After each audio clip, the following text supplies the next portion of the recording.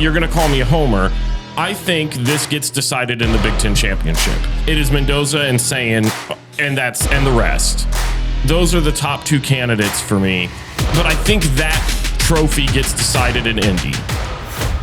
So I want to go, and I want us to talk about who we think is the Heisman winner right now. Oh, wow. Who do you got? Because I heard a lot of talk. If you handed it out if you had today. If you had to hand it out today, but I'll also allow, like, if you want to predict, realistically come season end, who do you got hoisting that? Because there seemed to be a lot of talk this weekend specifically about a certain person that they were saying had his moment. And I would maybe argue against it.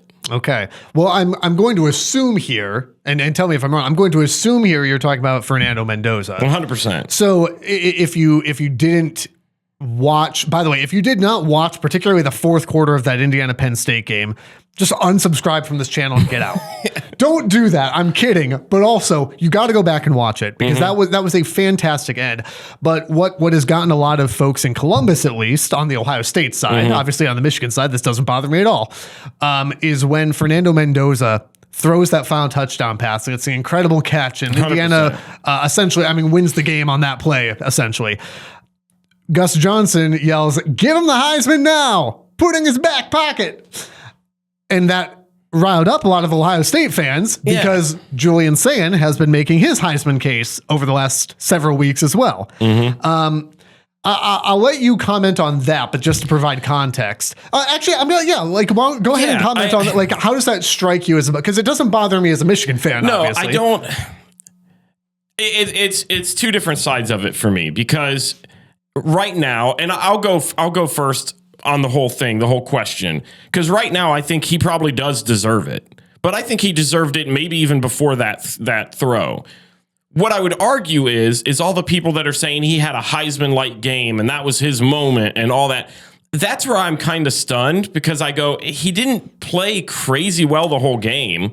He was okay. He was fine. The last drive were great. They were good throws, but they were phenomenal catches. Yeah, they were great catches. And I do think that that's where the Heisman moment probably lies more so than the catch. And I would agree with you that it's not so much about that catch. That crunch time, not season saving in one sense, but in another sense, yeah. I mean that matters. Honestly, right? That game was dicey because you had to have watched it, but I had two TVs going on because Ohio State was still on, and I was like, well, I got to see how this plays out. They were only up by 47, and you just never know. But I just can't not watch the end of that. So I flipped over on the other TV and had that game going, and he should have been picked off the throw before, and their season should have been in shambles. And he honestly got a little bit lucky that the Penn State linebacker was just slightly out of place to be able to pick that off. And even on that throw, it was a great throw, and I'm not going to be a hater because I think the stats speak for them. Stats are stats. Stats are stats. Stats are stats. He's had the best stats of any of these Heisman candidates, and I would say that against a Julian Sayin. Yeah, I think Sayin's completion percentage is a bit higher. His QB rating's a little bit higher. Yeah.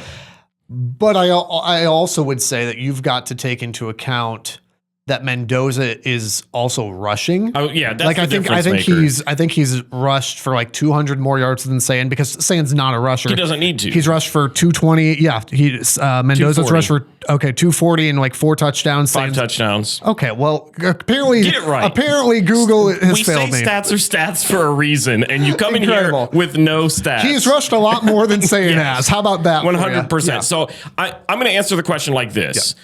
Mendoza is my Heisman favorite right this second after this week, but I don't think that it was because of what he did against Penn State. Okay, fair enough. Here's where I'll differ though, and you're going to call me a homer. I think this gets decided in the Big Ten championship. Right now, to me, it is Mendoza and Sayin, and the rest. Those are the top two candidates for me. I think Julian Sayin has a case, and I think some of the conservative play calling from Ohio State that we're going to talk about when it comes to Purdue that you saw throughout the season in games like Washington and games like Texas where they didn't really need him to go and sling the ball like he has the past couple of weeks. They wanted to ease him into that. I think that's been a difference maker in this. But I think that trophy gets decided in Indy.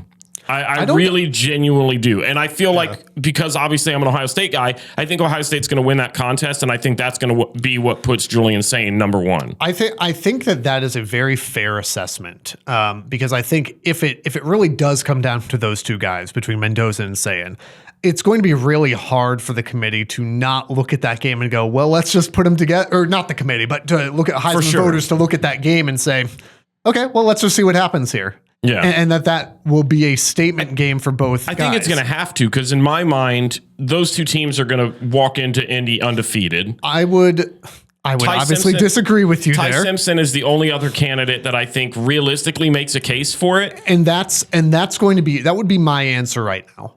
I would actually lean Simpson over Sayin and Mendoza. And here's one of the reasons why. And as both Big Ten schools, we obviously are not, I don't think we could ever be accused of SEC bias. Okay. We hate as much as the rest.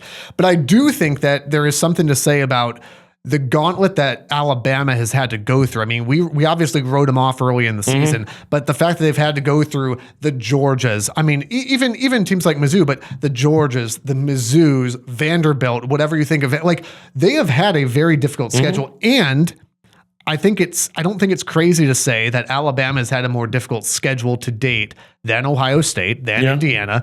And Ty Simpson has thrown for, he's like 30 yards off from Julian Sayin. 2491 to 2461. It takes care of the ball. One interception. And that's the big thing too, is, Sayin's thrown 24 touchdowns. I'm just comparing to Sayin for the sake of this podcast. 24 touchdowns for Julian, 4 picks. That's still really good. 21 touchdowns for Simpson, 1 pick on the whole year with that gauntlet of his schedule.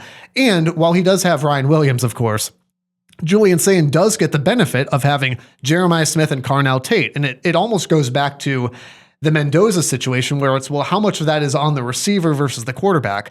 Julian Sayin's a great quarterback, but we've seen plenty of balls where, deep balls to Carnell Tate, where it's like, yeah, that ball wasn't necessarily thrown the best, but Carnell Tate went up and got it. How much of that is quarterback? How much is wide receiver? I'm going to lean a little bit more on Simpson here. The reality is, of those 3 guys, those are, correct me if maybe I'm forgetting somebody, but like those are the 3 guys. Yeah, I think the other 4th outlier guy is Reed from Texas A&M, and I don't think passing wise he's got the stats to keep up. And I know you could, people were making a case for Reuben Bain earlier in the year. That seems to have cooled a little. He's still a phenomenal player, but that seems to have cooled a little bit. Rodriguez from Texas Tech was making the quarterback from UConn, Fagnano or whatever. The dude's got like 25 touchdowns and no interceptions. And frankly, had he stayed healthy, I'd say Justice Haynes should be in that conversation. Yeah. But given his status, he obviously won't be, which is unfortunate. It's reminiscent of Blake Corum in 22, where if Blake Corum doesn't get hurt in that Illinois game, Blake Corum probably wins the Heisman Trophy. I won't even deny that. But that's not the situation we're in. I don't think there's a wrong answer there. Those are the top 3. And if you don't want to say Simpson, I have no problem saying that the Big Ten championship, should that be the matchup, I think would be, which again is obviously no guarantee because Michigan's sitting there going, we could keep you out for a 5th straight year. I think the only difference here with Simpson versus Mendoza and Sayin is that Alabama's got that 1 loss already. And I think that they're going to obviously take that into account. So I'm looking at this going, if the cards play out how I think a majority of people think, Ohio State and Indiana are going to be undefeated in the Big Ten championship. Betting, I'm not recommending this, but the betting favorites for that game are going to be Ohio State and Indiana. So you're going to go in there with 2 undefeated teams. Alabama, regardless of what they do in the SEC championship, should they go, they're still going to have that 1 little loss to Florida State at the beginning of the year. And yet, Ty Simpson was the only one who looked good in that game. 100%. And so but it's I do think fascinating. that stuff's going to end up mattering. The Rivalry Podcast is part of the Varsity Network from Learfield and the River Podcast Network from River Radio Ministries. New episodes out every Monday. Be sure to subscribe, rate, and review wherever you're listening right now, and follow on social media at RivalPod and RivalPod.com. And if you like what you hear, share with a friend so they can listen too.